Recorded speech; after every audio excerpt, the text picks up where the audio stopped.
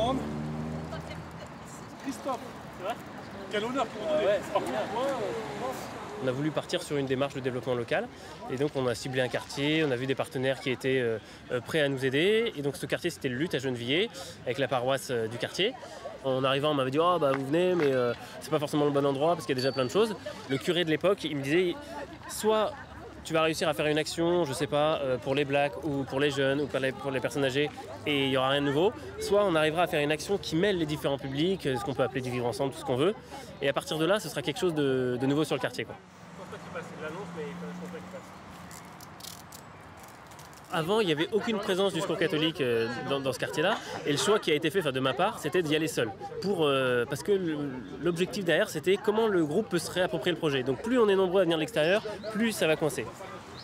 Je suis une habitante du Luth depuis 33 ans à peu près. Il y avait un petit marché en bas de mon immeuble et Christophe était là avec sa table et ses petites affaires. Et comme on se connaissait déjà, parce que j'ai travaillé un petit peu comme bénévole au Secours catholique, donc on a discuté. On est parti sur cette idée de réseau d'échange de savoir, mais sous forme de différents groupes qui naissaient un petit peu au gré des rencontres.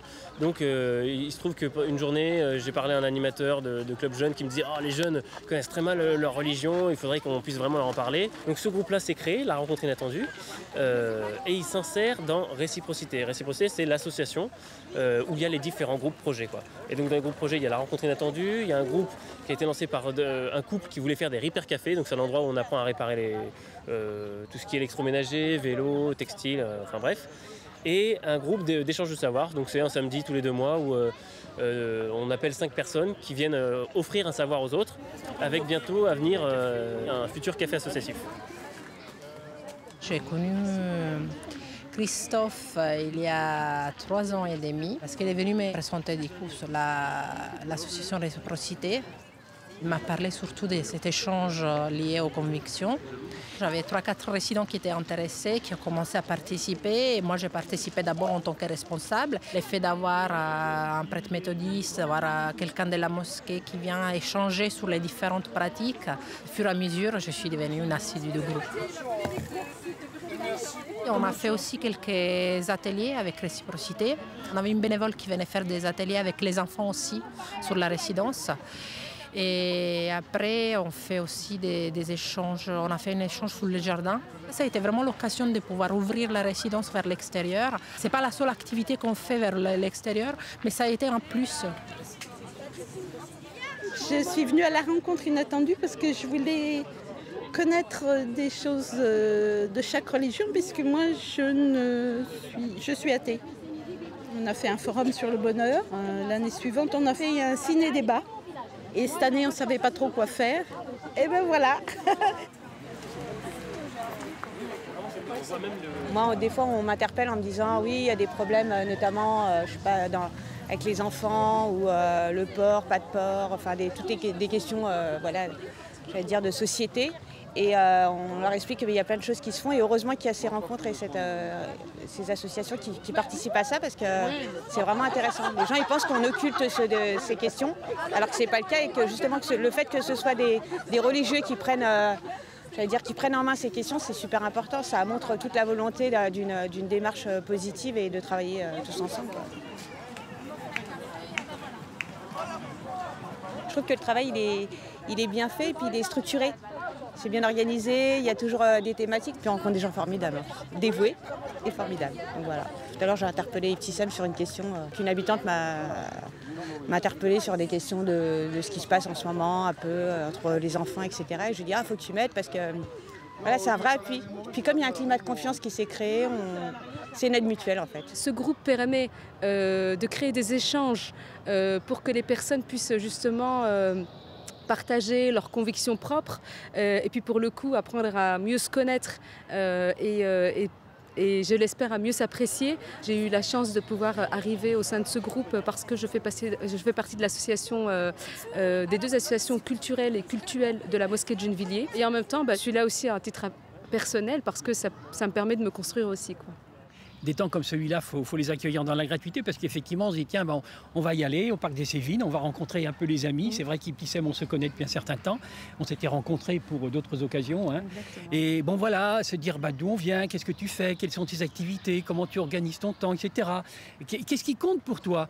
On n'a pas beaucoup de lieux dans notre vie de tous les jours où on peut se poser tout simplement ces questions un peu en direct. Quoi.